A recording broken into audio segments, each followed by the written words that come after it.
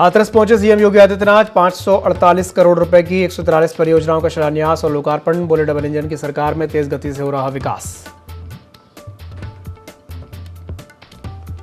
Deputy CM Brajesh Pathak ने सुनी PM के मन की बात का 135वां एपिसोड। मध्य विधानसभा क्षेत्र की बूथ संख्या 253 में आयोजित कार्यक्रम। बड़ी संख्या में भाजपा कार्यकर्ता रहे मौजूद।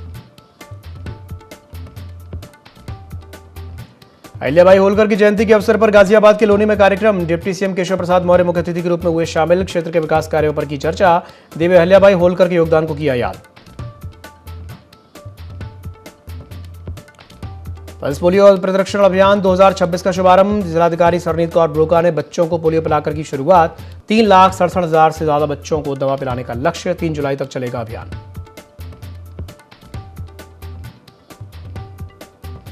बाराबंकी में बिल्डिंग की शटर गिरने से बड़ा हादसा। 2 दर्जन लोगों के मलबे में दबे रहने की आशंका। राहत और बचाव कार्य में जुटी पुलिस और बचाव दल की टीम। लोगों को बाहर निकालने का प्रयास जारी।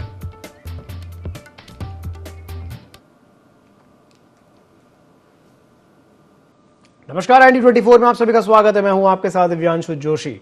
तो सीएम योगी आदित्यनाथ हाथरस पहुंचे, जहां उन्होंने 548 करोड़ रुपए की 143 परियोजनाओं का शिलान्यास और लोकार्पण किया। उन्होंने कहा कि विकास तब होता है जब सुरक्षा का माहौल होता है। उन्होंने पूर्व की सरकार पर तीखा हमला बोलते हुए कहा कि पहले महीनों तक दंगे हुआ करते थे, डर का माहौल था, तो वहीं अब डबल इंजन की सरकार में शांत माहौल में तेज गति से विकास किया जा रहा है। हाथरस सीएम योगी आदित्यनाथ पहुंचे, जहां 548 करोड़ रुपए की परियोजनाओं का उन्होंने शिलान्यास किया।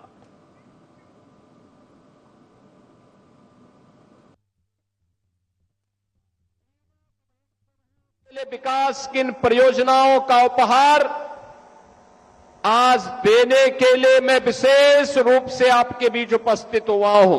विकास तब होता है जब सुरक्षा का बेहतर माहौल होता है।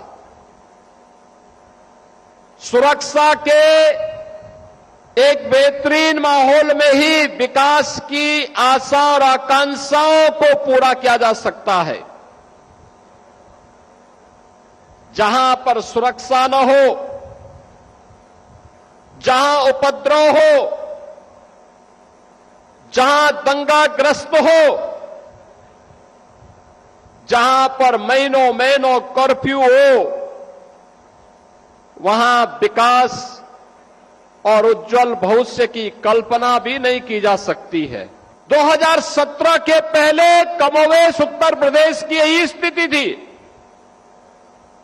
कौन ऐसा जिला था जहां दंगे न हुए हों? कौन ऐसा जिला था? आपके मथुरा के जौहर बाग की घटना हो, कोसी कला का दंगा हो, मेरठ और अलीगढ़ के दंगे हो या मुजफ्फरनगर के दंगे, महीनों कर्फ्यू, आम जन त्रस्त होता था, व्यापार चौपट होता था, नौजवान की नौकरी पर उसे हाथ धोना पड़ता था, जनजीवन अस्त व्यस्त होता था, प्रदेश बदनाम होता था। पिछले 9 वर्ष में उत्तर प्रदेश में कोई दंगा नहीं, कोई कर्फ्यू नहीं, कोई गुंडागर्दी नहीं। कल ही मुहर्रम का आयोजन संपन्न हुआ। अब मुहर्रम के नाम पर सड़कों पर वो उपद्रव नहीं होता है जो पहले तलवारबाजी के नाम पर राह चलते हुए लोगों पर हमले कर दिए जाते थे। लगभग 12,000 जुलूस उत्तर प्रदेश के अंदर निकले। कोई दंगा नहीं, कोई उपद्रव नहीं, कोई कर्फ्यू नहीं। आज वो तमाशा बंद हुआ है। शांतिपूर्ण ढंग से हर पर्व और त्योहार मनाया जा रहा है। ये सुखद अनुभूति का अवसर जब होता है, विकास तब होता है। लखनऊ में उत्तर प्रदेश के उप मुख्यमंत्री ब्रजेश पाठक ने भाजपा पदाधिकारियों और कार्यकर्ताओं के साथ प्रधानमंत्री नरेंद्र मोदी के मन की बात के कार्यक्रम का 135वां एपिसोड सुना। वो मध्य विधानसभा क्षेत्र के बूथ क्रमांक 253 पर आयोजित कार्यक्रम में शामिल हुए। इस दौरान बड़ी संख्या में भाजपा कार्यकर्ता और स्थानीय पदाधिकारी मौजूद रहे। कार्यक्रम में प्रधानमंत्री के संबोधन को ध्यानपूर्वक सुना गया।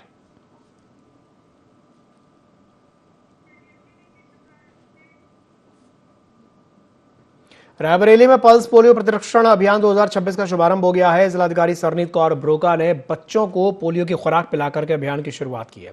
स्वास्थ्य विभाग ने जिले के 3,67,000 से ज्यादा बच्चों को पोलियो की दवा पिलाने का लक्ष्य रखा है। अब 3 जुलाई तक घर घर जाकर के बच्चों को पोलियो की खुराक दी जाएगी।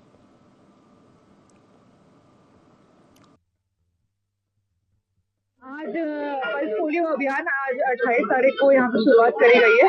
28 तारीख को बूथ दिवस होना है और उसके बाद 29 तारीख से 3 तारीख तक लोग गृह भ्रमण पर जाएंगे।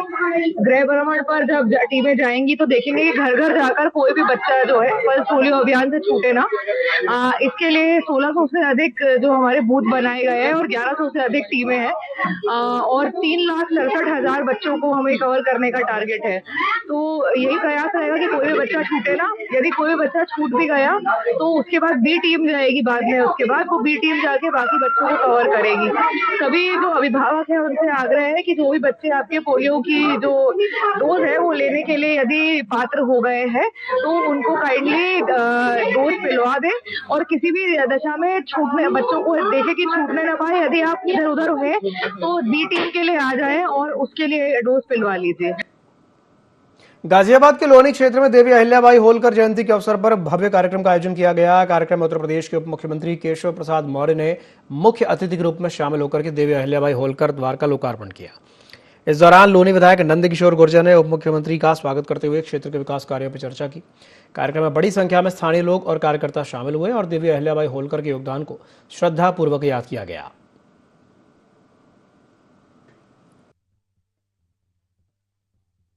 अहिल्याबाई होलकर जी की जन्म जयंती समारोह हमारे यहाँ के लोकप्रिय विधायक श्री नंदकिशोर गुर्जर नंदू जी की अगुवाई में संपन्न हुआ और इस भीषण गर्मी के बीच इतनी भारी संख्या में लोगों का आना यह संकेत है कि 2027 में 2017 और 22 से भी बड़े अंतर से यहाँ कमल खिलने जा रहा है। तो मैं सबका बहुत स्वागत धन्यवाद करता हूं। और अभी जो हम लोगों का लक्ष्य है विकसित भारत और विकसित उत्तर प्रदेश बनाने का, यानी 2026 है जब 2047 आएगा 21 साल बाद, विकसित भारत, विकसित उत्तर प्रदेश और विकसित परिवार। जो श्री राम जन्मभूमि मुद्दे पर बयानबाजी कर रहे हैं उनका श्री राम जन्मभूमि आंदोलन में कोई योगदान नहीं है, श्री राम जन्मभूमि मंदिर निर्माण में कोई योगदान नहीं है। केवल जिस प्रकार का जहर उगलने का काम कर रहे हैं इसकी मैं कड़ी आलोचना करता हूं, इससे बाहर जाने की चेतावनी। रायबरेली जिला कारागार परिसर में स्वतंत्रता संग्राम सेनानियों की स्मृति में बने स्मारक का लोकार्पण किया गया। उत्तर प्रदेश के महानिदेशक कारागार प्रशासन पीसी मीणा ने दीप प्रज्वलित करके स्मारक का उद्घाटन किया और शहीदों को श्रद्धांजलि अर्पित की। स्मारक पर जिले के 359 स्वतंत्रता संग्राम सेनानियों के नाम अंकित किए गए हैं। रायबरेली में 359 सेनानियों को स्मारक में सम्मान दिया गया है। रायबरेली के सभी संग्राम सेनानियों को नमन करता हूं जिन्होंने देश के लिए अपनी जान न्यौछावर की और ये बहुत ही पुण्य कार्य हमारे जिलाधीश साहब ने किया, तो उनकी याद में एक स्मारक बनाया गया और ये हमारी भावी पीढ़ियों के लिए एक प्रेरणा का स्रोत होगा और देशभक्ति के बारे में उनको जानकारी होगी। मैं इस अवसर पर जिला प्रशासन को बहुत बहुत बधाई देता हूँ कि उन्होंने कार्य करा। एटा में लोकार्पण से पहले ही नगरपालिका के निर्माण कार्यों पर अब सवाल खड़े हो रहे हैं। परशुराम चौक पर स्थापित भगवान परशुराम के प्रतीक फरसा और त्रिशूल देर रात को अचानक से गिर पड़े। अब घटना के बाद निर्माण की गुणवत्ता पर सवाल उठ रहे हैं, जबकि कुछ लोग इसे साजिश की आशंका बता रहे हैं। पुलिस ने मौके पर पहुंच करके जांच शुरू कर दी है। अब जांच के बाद ही यह स्पष्ट हो पाएगा कि घटिया निर्माण का मामला है या फिर तोड़फोड़ की कोई साजिश है।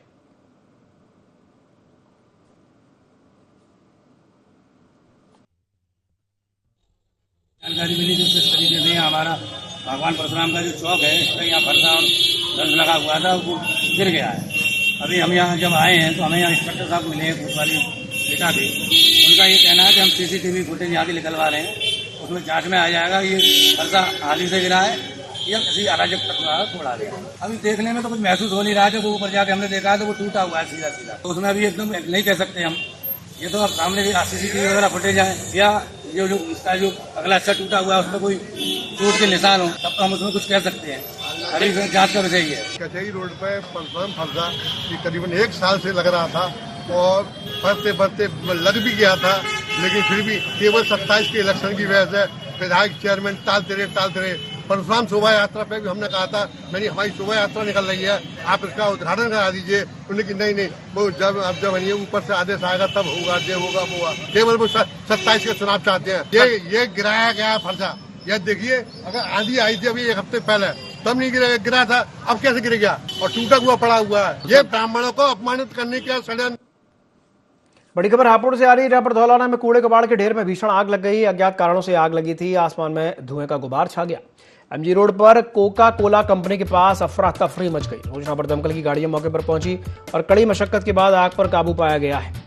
धौलाना थाना क्षेत्र का यह मामला बताया जा रहा है। तो ये बड़ी खबर आपको बता रहे हापुड़ से, जहां पर धौलाना में कूड़े कबाड़ के ढेर में भीषण आग लग गई। अज्ञात कारणों से आग लगी थी, आसमान में धुएं का गुबार छा गया। एमजी रोड पर कोका कोला कंपनी के पास अफरा तफरी मच गई। सूचना पर दमकल की गाड़ियां भी मौके पर पहुंची हैं और कड़ी मशक्कत के बाद आग पर काबू पाया गया है। धौलाना थाना क्षेत्र का यह मामला बताया जा रहा है। तो धौलाना थाना क्षेत्र में कूड़े कबाड़ के ढेर में अचानक से आग लग गई। ये खबर आपको बता रहे हैं हापुड़ से। हापुड़ के धौलाना में कबाड़ के ढेर में आग लग गई है। अज्ञात कारणों से आग लगी। धुएं का गुबार काफी दूर से ही दिखाई दे रहा था, आसमान में धुएं का गुबार छा गया। एमजी रोड पर कोका कोला कंपनी के पास अफरा तफरी मच गई।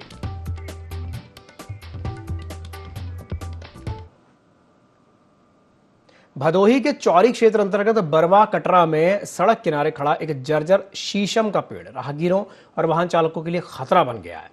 तेज हवा और बारिश के बाद पेड़ उखड़ करके टेढ़ा हो गया है और कभी भी गिर सकता है। इस मार्ग से प्रतिदिन कई गांव के लोग और स्कूली बच्चे आवागमन करते हैं। इससे हादसे की आशंका बनी हुई है। ग्रामीणों का यह भी आरोप है कि कई बार वन विभाग और जिला प्रशासन को सूचना देने के बावजूद अब तक किसी तरह की कोई कार्रवाई नहीं हुई है। ग्रामीणों ने प्रशासन से पेड़ की तत्काल जांच करके कटान कराने की मांग की है। बढ़ते हैं अगली बड़ी खबर की ओर, जो कि हापुड़ से है, जहां अवैध खनन माफिया पर प्रशासन ने बड़ा एक्शन लिया है। छापेमारी करके 3 डंपर और 1 जेसीबी को सीज कर दिया है। खनन विभाग की कार्रवाई से माफिया में हड़कंप मच गया। खनन विभाग करते वाहन मौके से पकड़े गए हैं। जब्त वाहनों पर नियमानुसार कार्रवाई शुरू कर दी गई है। बाबूगढ़ थाना क्षेत्र का यह मामला बताया जा रहा है। तो ये बड़ी खबर आपको बता रहे हैं हापुड़ से, जहां पर अवैध खनन माफिया पर प्रशासन ने बड़ा एक्शन लिया है। छापेमारी करते हुए 3 डंपर और 1 जेसीबी को सीज कर दिया। खनन विभाग की कार्रवाई से माफियाओं में हड़कंप मच गया। अवैध खनन करते वाहन मौके से पकड़े गए हैं। जब्त वाहनों पर नियमानुसार कार्रवाई शुरू कर दी गई है। बाबूगढ़ थाना क्षेत्र का यह मामला बताया जा रहा है। तो यूपी के हापुड़ में अवैध खनन माफिया पर प्रशासन ने बड़ा एक्शन लिया है। छापेमारी करते हुए 3 डंपर और 1 जेसीबी सीज कर दी गई है। खनन विभाग की कार्रवाई से माफियाओं में हड़कंप मच गया।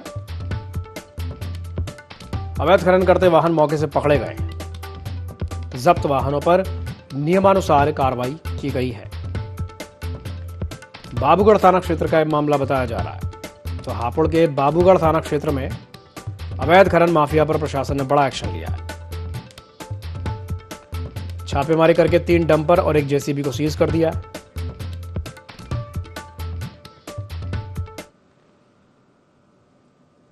बढ़ते हैं अगली बड़ी खबर की ओर। हापुड़ में ही ऊर्जा निगम के खिलाफ जनता का गुस्सा फूट पड़ा। बिजली कटौती और खराब ट्रांसफार्मर्स को लेकर के लोग सड़कों पर उतर आए। विद्युत विभाग के खिलाफ जमकर नारेबाजी की गई है और चक्का जाम भी लगा दिया गया है। थाना देहात क्षेत्र के स्वर्ग आश्रम रोड पर घंटों यातायात बाधित रहा। पुलिस ने मशक्कत के बाद जाम को खुलवाया है। तो खबर आपको बता रहे हैं हापुड़ से, जहां ऊर्जा निगम के खिलाफ जनता का गुस्सा फूट पड़ा। बिजली कटौती और खराब ट्रांसफार्मर को लेकर के लोग जो है वहां पर सड़कों पर उतर आए। विद्युत विभाग के खिलाफ जमकर नारेबाजी की गई है। चक्का जाम भी लगा दिया गया है। थाना देहात क्षेत्र के स्वर्ग आश्रम रोड पर घंटों यातायात बाधित रहा। पुलिस ने कड़ी मशक्कत के बाद जाम को खुलवाया।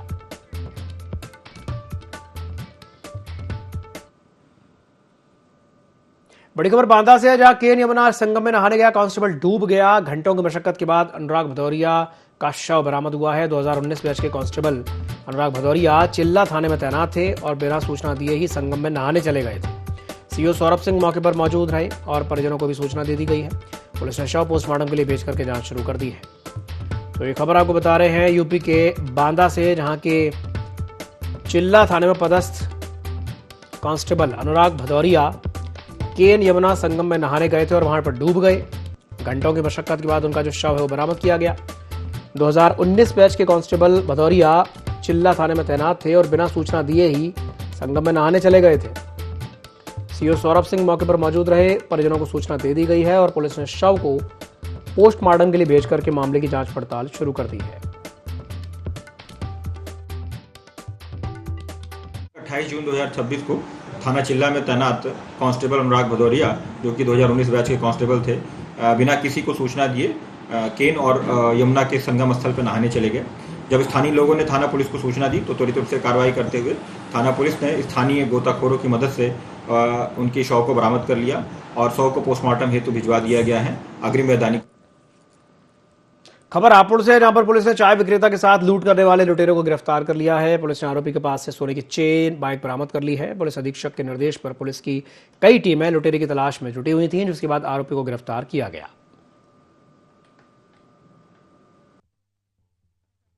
एक रेलवे रोड पर चेन स्नैचिंग की घटना हुई थी। इसमें श्रीमान पुलिस अधीक्षक महोदय के कुशल निर्देशन में हमारी कोतवाली टीम के द्वारा बहुत ही सराहनीय कार्य किया गया। बहुत कम समय में सारे निर्देशों पर काम करते हुए इस संलिप्त आरोपी जावेद पुत्र नवाब अली निवासी पीर बाउद्दीन कोतवाली नगर को पकड़ा गया है, जिसके पास से लूटी गई चेन बरामद हुई है और इसके साथ से जो बाइक बरामद हुई है वो भी चोरी की है। और इसके पूर्व में इसके खिलाफ 4 मुकदमे पंजीकृत हैं। इस प्रकार हमारी कोतवाली पुलिस टीम के द्वारा बहुत ही सराहनीय कार्य किया गया और बहुत ही कम समय में इस घटना का अनावरण करते हुए आरोपी की गिरफ्तारी की गई है और इसमें आवश्यक कार्रवाई की जा रही है। मैनपुरी में पुश्तैनी जमीन को लेकर के करोड़ों रुपए की संपत्ति पर फर्जी वसीयत का एक मामला सामने आया है। पीड़ित ने आरोप लगाया है कि दिवंगत दादी के नाम पर जमीन को हड़पने के लिए जालसाजी करके फर्जी वसीयत तैयार की गई और राजस्व अभिलेखों में नाम दर्ज करा लिया गया। पीड़ित ने जिलाधिकारी से मामले की निष्पक्ष जांच और आरोपियों के खिलाफ एफआईआर दर्ज करके सख्त कार्रवाई की मांग की है।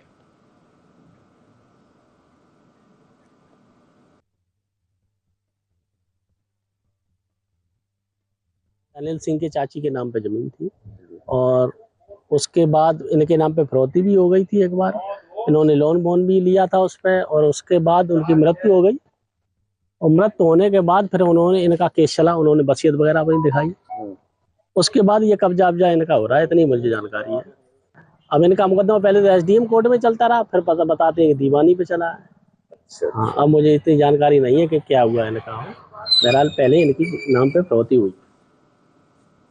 बाराबंकी के हैदरगढ़ तहसील क्षेत्र में निर्माणाधीन बिल्डिंग की शटरिंग गिरने से बड़ा हादसा हो गया। हादसा तहसील के सामने स्थित एक मंडपम के पास छत डालने के दौरान हुआ, जिससे मौके पर अफरा तफरी मच गई। आशंका है कि करीब 2 दर्जन लोग मलबे में दब गए हैं। सूचना मिलती पुलिस, एसडीएम और बचाव दल मौके पर पहुंचकर राहत और बचाव कार्य में जुट गए। प्रशासन मलबे में फंसे लोगों को सुरक्षित निकालने का प्रयास कर रहा है और घायलों को स्थिति की जानकारी जुटाई जा रही है।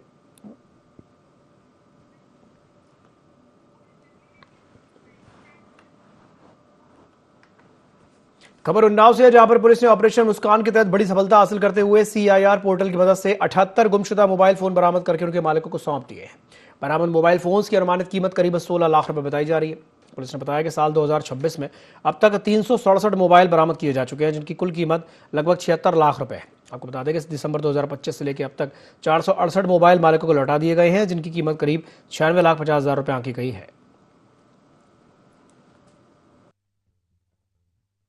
पुलिस के इस ऑपरेशन मुस्कान में दिखाई देगा। आज हम लोगों ने जो हमारा CIR पोर्टल है, इसकी मदद से 78 मोबाइल, जिनकी कीमत लगभग 15,60,000 रुपये के आसपास होगी, बरामद करके और जिनकी गया था उनको बुला करके उनको वापस किया गया है। अगर हम देखें तो माह दिसंबर 2025 में 101 मोबाइल, जिनकी कीमत 20 लाख रुपए थी, वो बरामद किया गया था।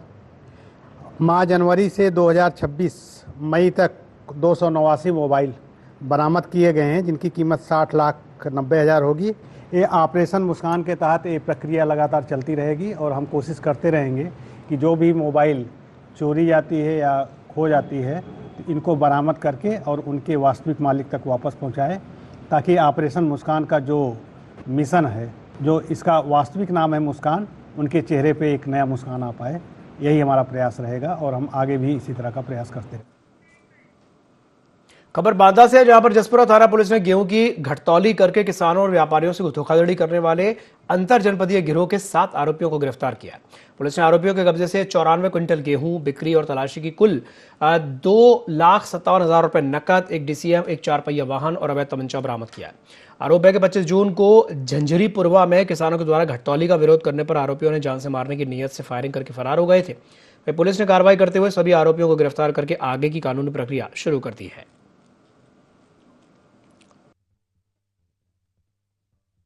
दिनों से ग्राम झंझरीपुरवा थाना जसपुरा में ये सूचना प्राप्त हो रही थी कि एक अजय गिरोह आसपास के क्षेत्रों से बड़ी मात्रा में गेहूं खरीदने के नाम पे घटतौली करते हुए आर्थिक लाभ प्राप्त कर रहा है। जब ग्रामीणों ने इसका विरोध किया तो सदस्यों ने ग्रामीणों पे फायर कर दिया। उक्त सूचना मिलते ही त्वरित रूप से कार्रवाई करते हुए थाना पुलिस ने सभी सदस्यों को समुचित न्यूनतम बल का प्रयोग करते हुए गिरफ्तार कर लिया।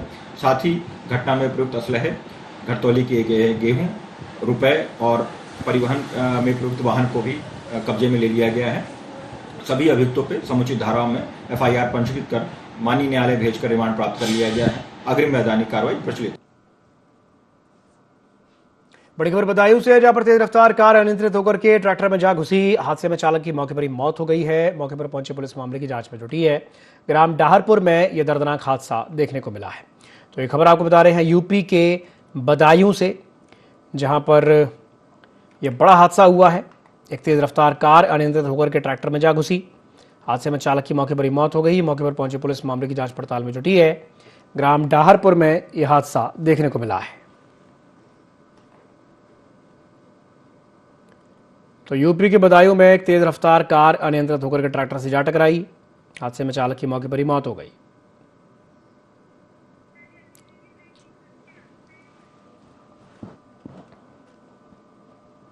बड़ी खबर पीलीभीत से आ रही है, जहां पर दिन दहाड़े घर में घुसकर के एक महिला की चाकू मार करके हत्या कर दी गई। रिश्तों को शर्मसार करते हुए भतीजे पर ही चाची की हत्या का आरोप लगा है। आरोपी ने चाकुओं से गोद करके अपनी ही चाची को मार दिया और इस वारदात को अंजाम दिया। हत्या के बाद आरोपी मौके से फरार हो गया। पुलिस ने शव को कब्जे में लेकर के पोस्टमार्टम के लिए भिजवा दिया है। पुलिस आरोपी की तलाश में जुटी है। मामले की जांच जारी है। तो ये खबर आपको बता रहे हैं पीलीभीत से, जहां पर दिन दहाड़े घर में घुसकर के एक महिला की चाकू मार करके हत्या की गई है। और हत्या करने वाला रिश्ते में भतीजा लगता था उस महिला का। उसने अपनी ही चाची को मौत के घाट उतार दिया। आरोपी ने चाकू से गोद करके इस वारदात को अंजाम दिया है। हत्या के बाद आरोपी मौके से फरार हो गया है। पुलिस ने शव को कब्जे में लेकर के पोस्टमार्टम के लिए भिजवा दिया है। पुलिस फिलहाल आरोपी की तलाश में जुटी है। मामले की जांच जारी है।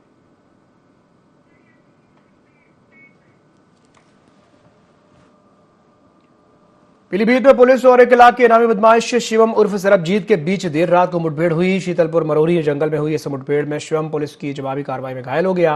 इसकी इलाज के दौरान मौत हो गई। बदमाशों के फायरिंग में एक उपनिरीक्षक और एक मुख्य आरोपी आरक्षी भी घायल हुए हैं। मौके से पुलिस ने हथियार और भारी मात्रा में कारतूस बरामद किए हैं, जबकि आरोपी का एक साथी अभी फरार है, जिसकी तलाश जारी है।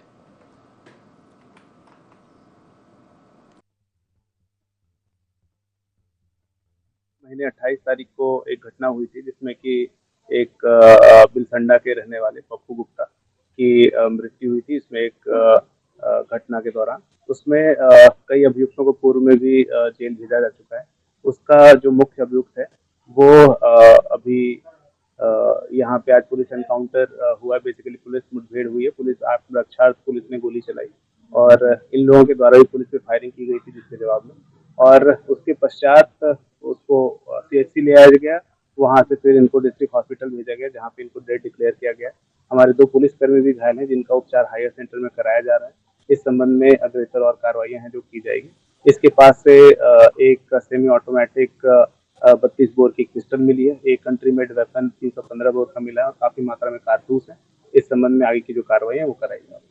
सर कितना इनाम इसके द्वारा मेरे स्तर से 25,000 रुपए का और डीआईजी सर के स्तर से 50,000 रुपए का और ईडी। इसी के साथ बुलेटिन में फिलहाल के लिए इतना ही। दीजिए इजाजत। नमस्कार।